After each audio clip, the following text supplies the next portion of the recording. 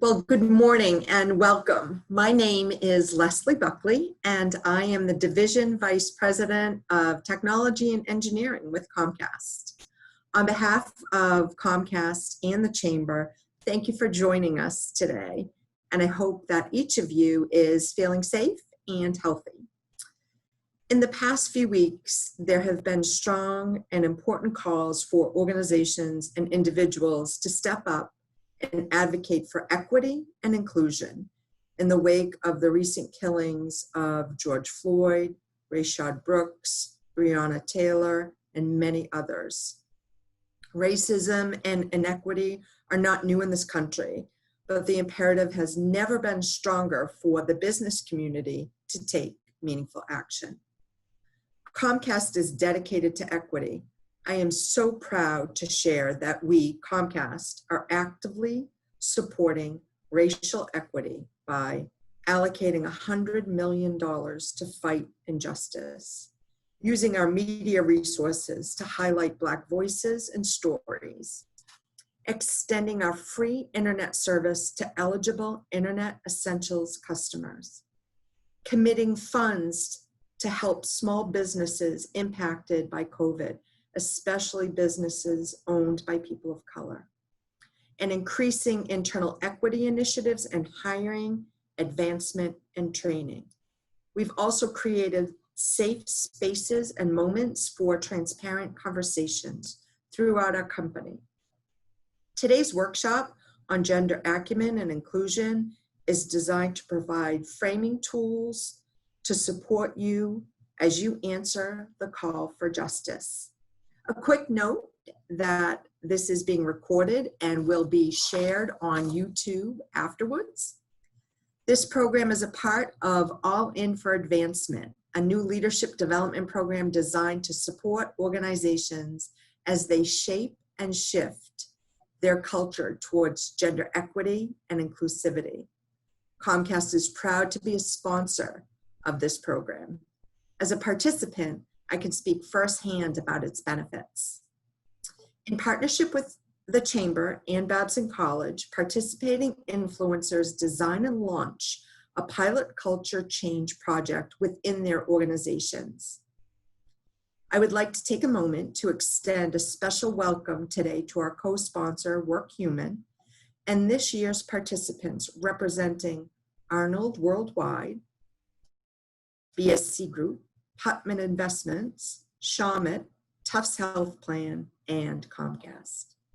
In today's session, you'll get a taste of the All In for Advancement program. To join us in our mission of making Greater Boston the best place for women to work, please visit the All In for Advancement page of bostonchamber.com to join us for the fall relaunch of this program. Today, Susan Duffy of Babson College will lead us in an interactive session to assess our organization's culture and help us to take steps to make it an even more inclusive place to work. Susan is the Executive Director of the Center for Women's Entrepreneurial Leadership at Babson College. She is recognized as a leader in developing innovative education programs and delivering system-wide value in diverse organizations. Thank you for joining us today, Susan. We are so lucky to learn from you on such an important and timely topic. Thank you, Leslie, and thanks to the entire Greater Boston Chamber of Commerce All In team and my colleagues at Babson Executive Education, particularly Dr. Wilgina Glover, who kicked off this webinar series a few weeks ago with a session on resilience that asked the participants to examine the uncertainties that might influence your organization's gender equity, diversity, and inclusion over the next 15 years. She asked you to consider the possibilities of critical extremes and plausible scenarios for success across organizational dynamics from economics and technology to society, politics, regulatory environment, and even human capital. Today, we're going to focus on that last element, the human capital, and building inclusive cultures where more gender equitable plausible scenarios are possible. We believe true resilience happens when humans are included, engaged, inspired and eager to contribute to the collective best at the core of your organization's mission. This All In for Advancement workshop is designed to make you more aware, give you more skills. It is a broad approach to whet your appetite to learn more. What we'll do today is we'll begin with a conversation by situating ourselves in the current context, a context which has changed dramatically, even since in the few weeks since we heard from Professor Glover. We'll then take a look at human bias, gender, and women at work, and we'll consider this 45 minutes as an opening act for more work that you'll do moving forward. And finally, we'll end with an opportunity for you to start to entrepreneur a more inclusive culture in your own workplaces by taking immediate, attainable action. And as we think about the context for this session, I have to be reminded of a Charles Dickens quote. It was the best of times, it was the worst of times. It was just last Thursday that the Supreme Court ruled that the DACA program could stay in place, protecting 700,000 young immigrants.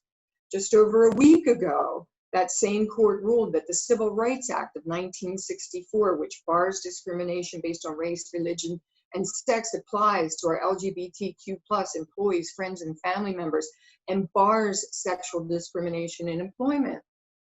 So if these are the best of times, then we must consider the horrific scenes of murder that we've watched in real time and the long overdue reckoning in this country regarding the last 400 years of racial injustice as an example of the worst of times. Human beings are being awakened, many for the first time, to the deeper, horrifying understanding of a persistent pain and pervasive destruction that's caused by individual bias and structural racism. As a white woman, I commit to learn more, do more, and be more of an ally, and I challenge all of you to do the same. So for starters, I want you to check out the chat, because throughout today's webinar, Allison is going to put resources into the chat that are related to the topics that we're speaking about. And then at the end, we have all of those resources on one slide for you. And finally, let's think about, in terms of context, the COVID-19 global pandemic. We've seen over 9 million cases across 213 countries and territories around the world. The US has seen 2.3 million cases with over 122,000 deaths and almost 750,000 people working through recovery of this disease. And the pandemic is not equal for men and women. Let's look at three different things, kind of the physical or the mortality, economics, and social. When we think in terms of mortality, men actually are more likely to die from this disease. Interestingly, Massachusetts may be an exception, where slightly more women were reported to be dying than men. And that might be because women are outliving men, they're more likely to be in nursing homes, there are more women on some of the frontline healthcare jobs. Hospitalizations are also higher among Black and Latino populations, and the CDC speculates that might be related to families living in multi-generational households, living in densely populated areas, or living in places that are a little further out from the healthcare that they need. We'll only know in time when we go back and we look at these dynamics. From an economic standpoint, this crisis has been dubbed a she-cession. Unlike recessions in the past, particularly let's look at 2008, where most of the jobs were lost in construction and manufacturing, the Bureau of Labor Statistics says that women have gotten slammed in this recession.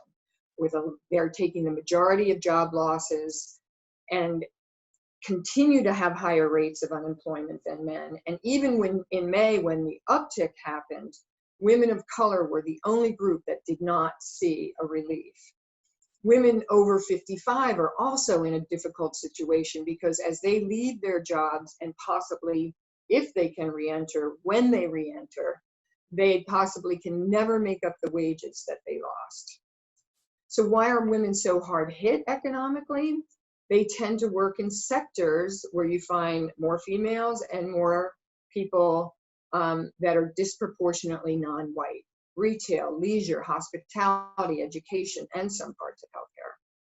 women are more likely to have lower paying jobs, part-time jobs, jobs that come without benefits. And even for those women who kept their jobs, sometimes in a household, when just push comes to shove, the person with the lower wage, part-time, no benefits job is the one that gives up her employment because that just makes things work better for the household.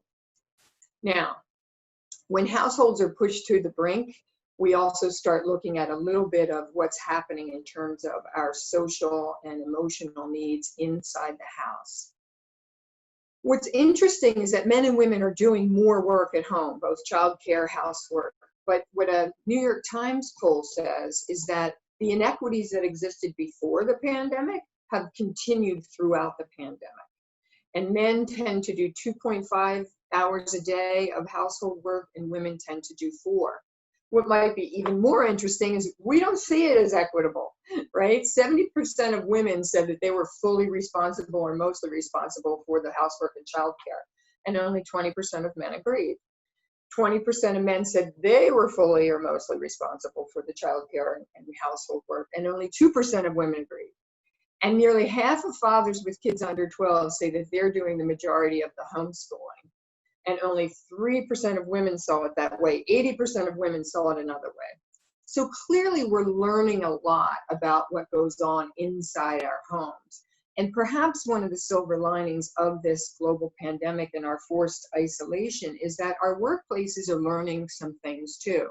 We're learning about the benefit of flexible work arrangements, about the need for caregiving benefits, about how to take care of our humans at all levels so that they can thrive at work. And just a final word on the pandemic, a shout out and a big hooray to anyone who has been on the frontline jobs and who has really taken care of the rest of us. So if we look at the context of just these 4 examples, right? Our immigration, LGBTQ rights, racism, and the pandemic, we have plausible new scenarios for deeper, possibly uncomfortable conversations about inclusion.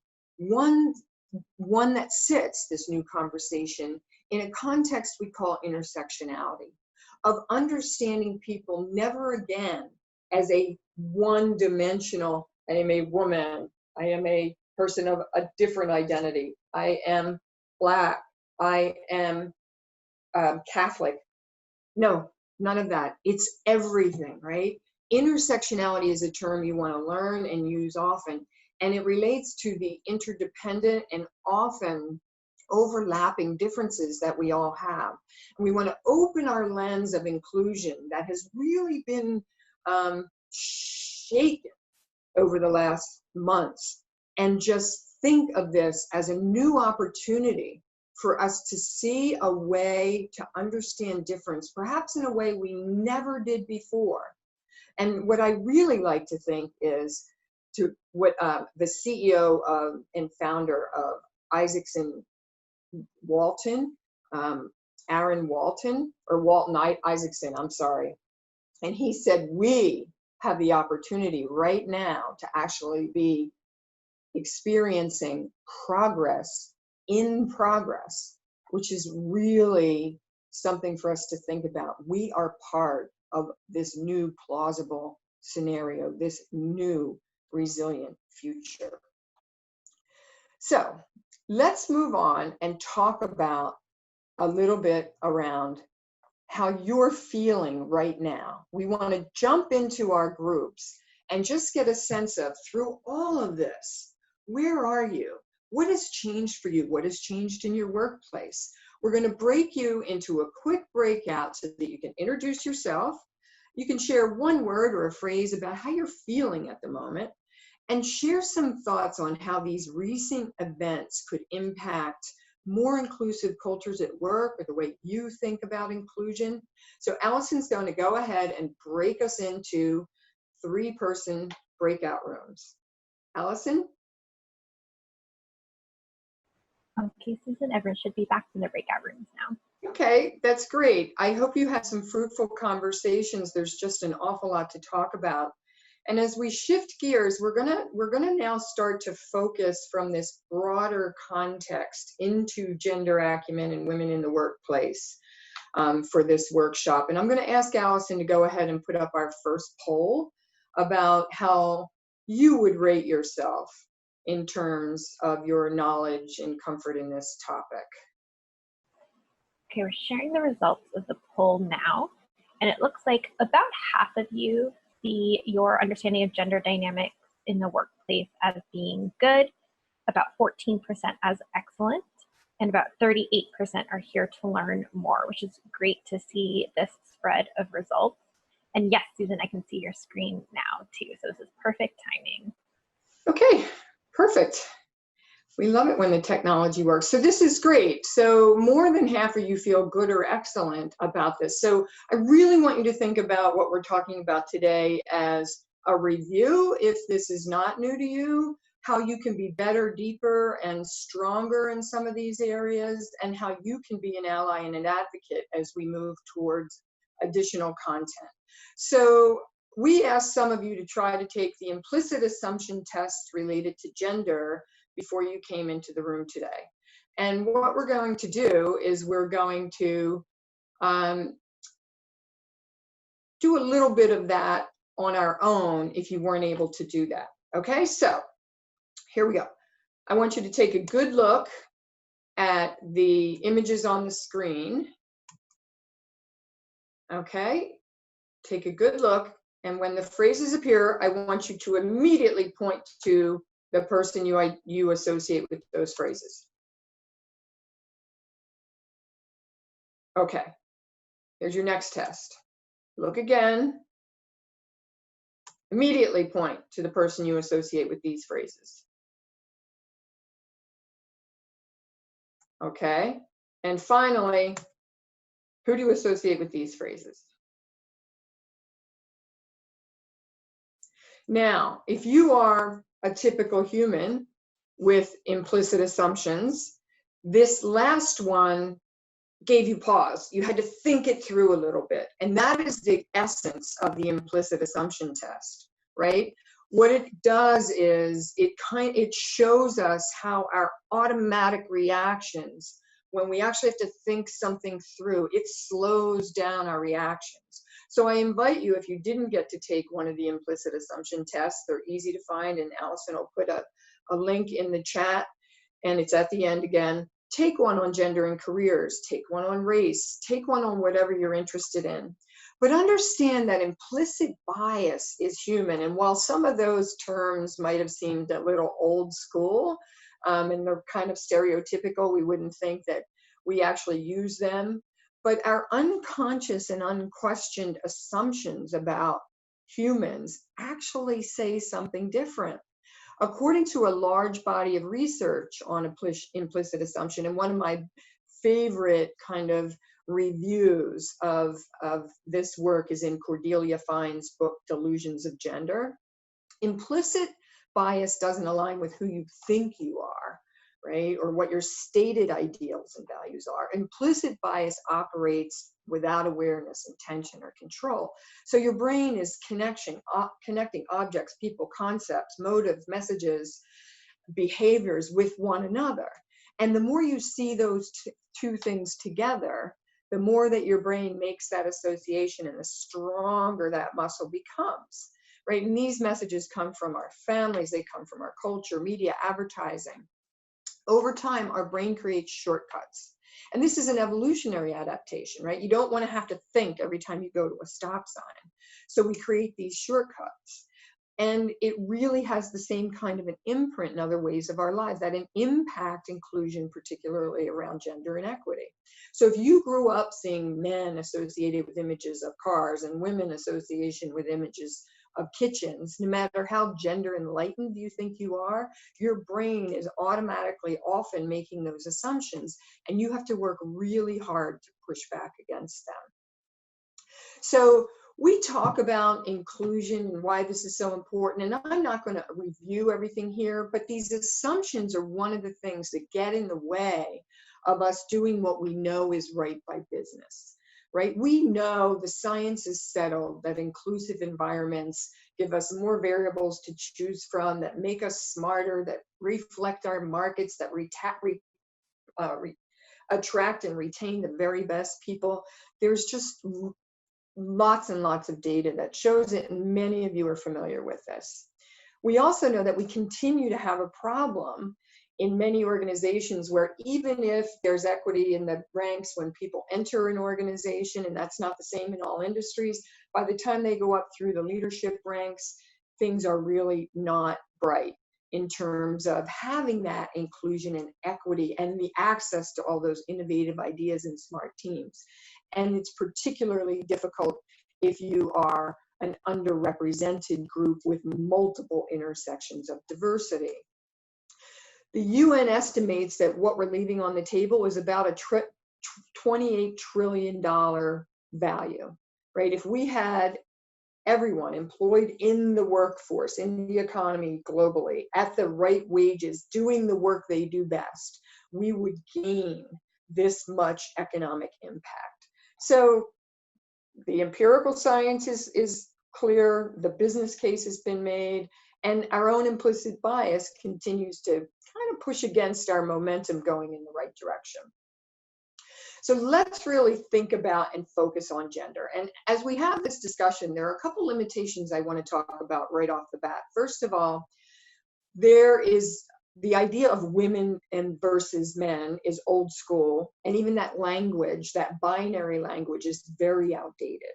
The research that we have is using those old aggregated categories. So I will use that language, but I want us all to think of the continuum of masculine to feminine, and know that when I say men and women, not only am I not saying unidimensional, we're talking intersectional, but it's also, for now, the only language that we have based in the research. What you can be assured of is that any bias that might happen or appear in the literature around general women is deeper, harder, and a stronger impact on women who represent multiple dimensions of diversity.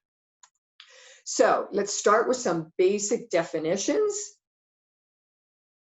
You can look at this list. Sometimes we just need to have a refresher on this, some of these lists. And one of my favorite links is the one under gender expectations that really helps update our language around how people are choosing to identify who they are and helping us understand who they are.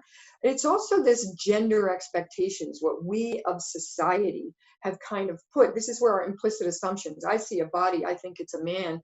I automatically, without thinking, might be making projections. And it's that split second that we just witnessed in the implicit assumption test that I have to think, put that idea through my cognitive functions and really change the way I see things.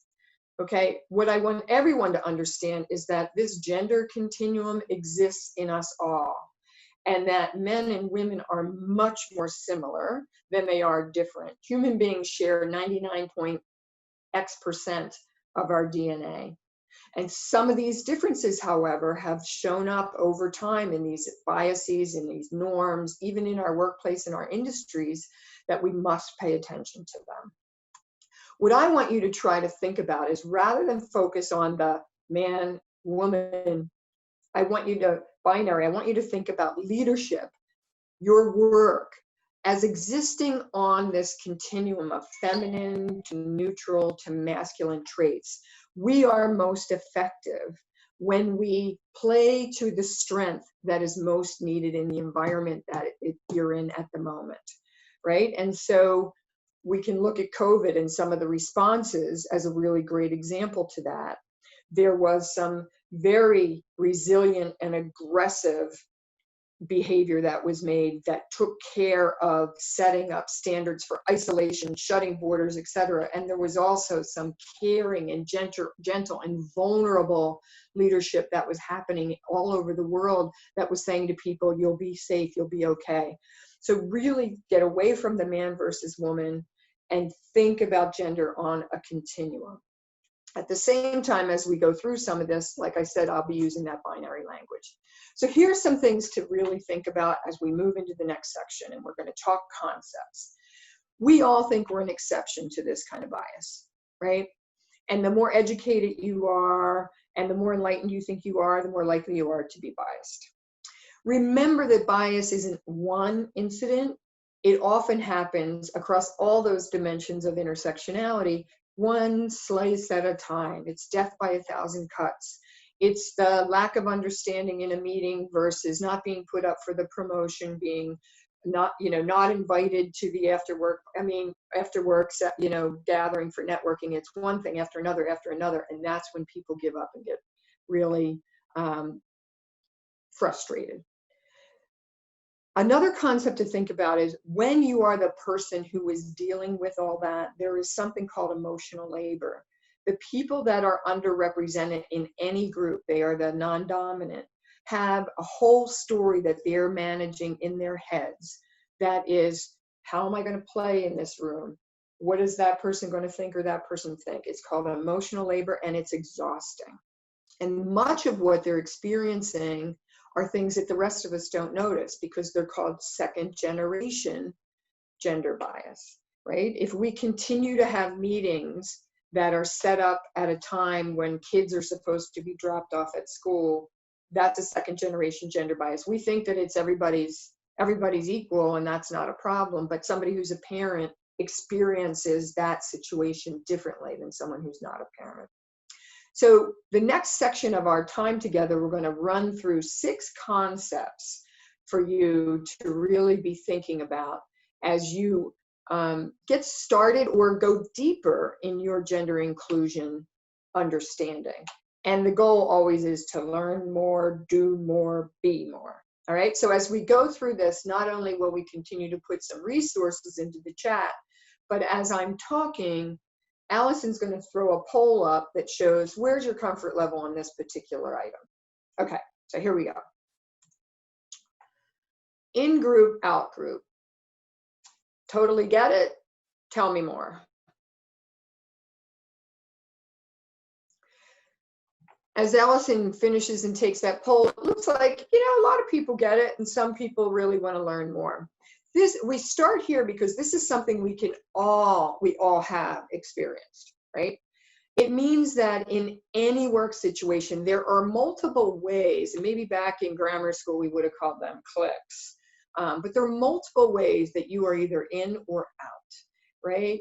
If you're in, let's say, a technical or a STEM industry, are you an engineer? That makes you an in-group, right? If you're in academia, are you a full tenured professor? That makes you in the in-group. When you're in the in-group, you have kind of the inside story, you get invited to things, you feel comfortable and good, and when you're in the out-group. Our work is to start recognizing out-groups that other people are in and inviting them into the in-group, or recognizing the emotional labor and the burden that they may face because they're in the out-group, and changing the current in-group to be more inclusive of what might have been an out-group. Okay, on to the next concept, homophily. You get it? Or tell me more. So this one is a social science term that is better known, and probably you'll recognize it more when I call it pattern matching. Humans are pattern matchers. That's what implicit bias is, right? It's those connections that we've made and we automatically fit things into patterns. And in the case of inclusion, what happens is we associate with, promote, network with, etc., people who are like us. And we don't even know that we're doing it. So we keep replicating the lack of diversity and equity and inclusion in our circles, even in our networks, because it's an automatic human phenomenon, right? So watch yourself if you're tending to be with, include, consider people like you. Okay, next comment, or I'm sorry, next concept. The performance versus the potential bias. Oh, people get this one. Totally get it. Good. We won't stay here long. We are much more likely to give males the benefit of the doubt. They didn't have to do it. They've got potential. I trust that he'll do it. Whereas with women in underrepresented groups, they've got to prove themselves. There's a higher threshold. Watch that. Watch it happening in your teams. Watch it happen if it's happening to you. Be the voice that changes that norm. Again, somewhat human. I add these words at the bottom because as we're talking about performance, this comes up a lot when we do programs for women at Babson. If you look at performance language and some feedback analysis, it is much more likely that you will see the words on the bottom of the screen when you're talking about women versus men. There's one word that only shows up in one study in women's performance appraisals, and that's abrasive. So what this means, remember the continuum, is that when women find that their masculine side perhaps is needed to fit into a particular context, to do what is needed in that moment as a leader, or to fit into an organizational norm, they may be then penalized because they're not drawing on their feminine side. So the next one is the ideal worker. What do you know about this one? 50-50. So I think generally from the image you get it, right? And it's kind of, in a way, it's a little bit related to pattern matching. We think we know the right profile for a job.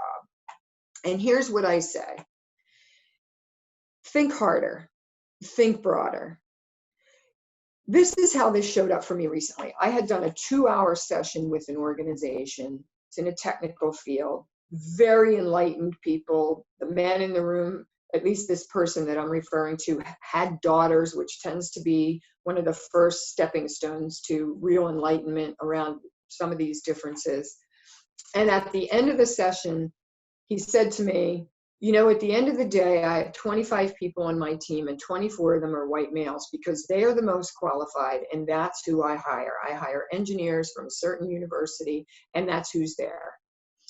And that's the kind of language, I hire the best person for the job no matter what the difference is, that really is a flag. It really is saying that we are complicit in our implicit bias, that we are saying that the legacy profile of what we think we know about what works in this job is going to do what it needs to do for us in the future. And I assure you what's worked in the past will not work in the future. And that perhaps second generation or gendered norms that exist in your organization and are not being brought up to full awareness are influencing who we think should get on that slate. So this last one, I think you're pretty familiar with. The double bind has been around for a long time, and it relates to the slide that I had earlier about some of that language in performance appraisals. Okay, there's a lot of knowledge around this particular concept, but it doesn't make the challenge of dealing with it that much any easier. Right? What it says is that all humans, men and women, when polled, say, I want to have more masculine tendencies in my leaders. I want them to be decisive, irrational, and aggressive. And when men show up that way, they're liked and they're respected. And when women show up that way, they might be respected, but they're not liked. And then when they pull on their feminine attributes, they tend to be liked, but not respected. Watch in your own teams, in your own organizations, are there double bind dynamics going on? Ask people you work with, work for, that work for you. How is that showing up for them? And finally, invisible work. I think a lot of us have had a lot of invisible work when it comes to being home and in isolation and understanding what's happening around us. Invisible work are these jobs that get layered on to people's everyday lives. And we think it just gets done without giving it much thought. And it places an unnecessary burden on those who might be required to do, particularly the caring work. And it's also the invisible work of what I talked about earlier, the emotional labor, that when you're in an out group, when you are underrepresented in any setting, you are likely, and that person you're with is likely spending a lot more energy and time in the invisible work of emotional labor. So this slide I just put up here because in some ways it just kind of captures some of these biases that we're not doing on purpose for the most part, that are implicit and that we can work to make explicit, that have been baked into some of our norms, and that we can work towards shifting to really change the reality for people. So we're going to ask you to jump back in your groups and think about your own organization. Allison, let's do this for 3 minutes. And we're going to have you talk about, on that continuum of masculine to feminine, what is your work culture like? What is your team like? What is your leadership style like? What are your experiences around that and working across that continuum? People who identify as male are punished for playing on the feminine side, and those who identify as women are punished for playing on the masculine side. How's this showing up for you? And share some reactions about some of the concepts that we just talked about, those 6 concepts. If they're not new to you, talk about how they show up or how you've helped others understand them in your workplace. Allison? Breakout rooms are now open. Please go ahead and join them. Okay, the breakout rooms have closed and everyone should be back now, Susan. All right, great. We hope you had fruitful discussions. And again, think of this as just the beginning of having deeper, broader, intersectional minded inclusion discussions and action in your workplaces and potentially in your homes and your communities. We want to take some time now to do some of that acting. And if you want to do more of this, we hope that you join us in the All-In program. Here's a taste of how Babson thinks about action. It's about taking one step, right? This isn't about figuring it all out. It's about taking one step. And we are going to really hack for the next 5 minutes some inclusion seed concepts that those of you in All-In can think about doing as you move forward. And those of you who are joining us but aren't in the program can really think about implementing on your own terms in your own organizations. I'm going to seed you with a few ideas of just literally you could take one of these steps and be on your way, or you could take multiple, right? Think of yourselves as inclusion activators. And if you really think entrepreneurially, that's not about what you need and what you have to do when you get budget or you get everything on this list figured out. That's about what can I do today from where I am? How can I do with what I have to move forward? So read Cordelia Fine's book. Watch a TED Talk that I think is very simple called Are You Biased? I Am. Listen to the Women at Work podcast. Watch 13th. It's extraordinary. Review all of the resources at the end of this deck. Share this deck and start a conversation with someone who's different from you. Think about that pattern matching we do. In addition, really think about your networks. We call these developmental networks, right? The people that you go to for advice, the people that you look to for mentoring, the people that you go out to for resources in your family and community. How similar or different are those networks? What can you do to press against your current reality and include more people?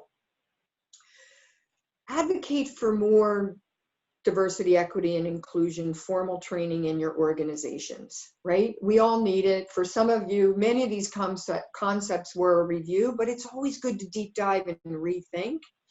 And call bull when you hear that I hire the best person for the job. That just isn't the case. It is at least biased by implicit assumptions, and at best, again, reflective of what used to work, not what should work in the future.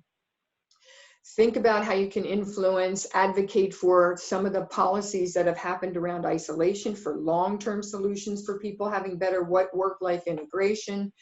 If you're in a position to conduct an assessment among your peers, among your work group, among your division, among your enterprise, do it, right?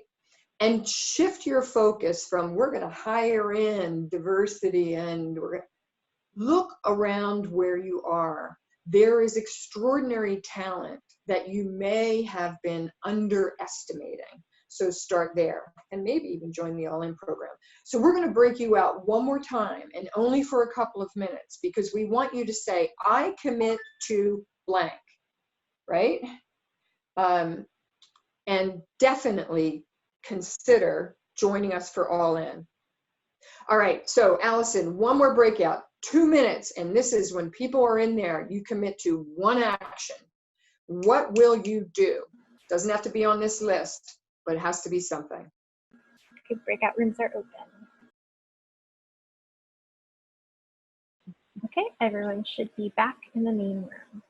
Okay, great. So what I'd like you to do is just go ahead and in the chat to everyone, just put your action. What are you willing to do? One step. Let's see some of the activation that we are committing to right now. Great, watch 13th. That is a beautiful first step. I'm also listening to a podcast called Seeing White. Great, that's wonderful action. I mean, what we wanted to do today in our time together is really seed the ground, fertilize the ground for further action. We encourage everyone to appreciate what you can learn, appreciate difference, appreciate how inclusion can show up in your workplace. Think of your own experiences and how you can be an inclusion activator, and how your organization or even the team that you're responsible for or your sphere of influence can be activated. And then do through the one step, take that one action step, and those action steps, and what we'll focus on in the All-In program is how do you use entrepreneurial methods, design thinking, raising awareness to actually create projects for change and bring them into your organization and have them begin to grow and expand to impact inclusive cultures. So finally, we're going to go to some Q&A, and I'll ask you to keep thinking about the fact that, inclusion is an unprecedented opportunity now. We're all biased. We can all work against that. It's costly and it's real. And this first step of engaging, educating, experimenting, that's what really matters. So, Allison, I have one question that came in the Q&A that I'll start with, and then maybe you can throw one. Yes, I think we'll have time just for 2 questions today. Okay, and that was just to share a little bit more about invisible work. And so I'll give you a couple of examples. Invisible work in academia, women tend to do more of the student advising. We tend to be on the task force teams. We tend to do the counseling, the work that must get done for students to really succeed. And yet we are also then less likely to get the research done that gets us promoted. So this invisible work that's kind of needed, but nobody gives you credit for, that's invisible work. Mentoring is invisible work sometimes. If it's not part of your performance appraisal, make sure you're getting credit for it, particularly if you are in an underrepresented group and you're getting called on to mentor. Bring that to people's attention, like this is an extraordinary amount of capacity that I'm dedicating. If you're willing to do it, fine, but you need to call it to attention so it's no longer invisible. What other question do we have, Alice? Yes, we have a question around the point you made about not saying I only hired those best qualified for the job. The person asking the question says that they totally see how that brings in bias, but they're wondering how we should shift what we talk about and how we think about it. And is it just about changing the definition of how we use the word best, or how do we shift our mindset to be more inclusive? I'm sorry, that last sentence. how do we shift our mindset to be more inclusive when we're, instead of saying I only hire the best talent and there's all this bias laden in that, what should we say instead, or how should we define best? I think we have to first reflect inward about what is best and how we might be missing out. Remember that whole list of empirically validated outcomes when we have more inclusive, more diverse teams? We might be missing out on assets that we don't realize. So if we use the engineering example, yes, this person might be a fantastic scientist, but are we missing out on potentially other skills that would make them more of a collaborator, that would make them more of an entrepreneur, that would make them more understanding of different types of markets who don't see things the way that person sees? So I think the first thing we have to do when we're thinking of hiring the best is redefining best and asking people around us, what would, if we could reimagine the best person for this job, trying hard to forget history, what might those characteristics be, right?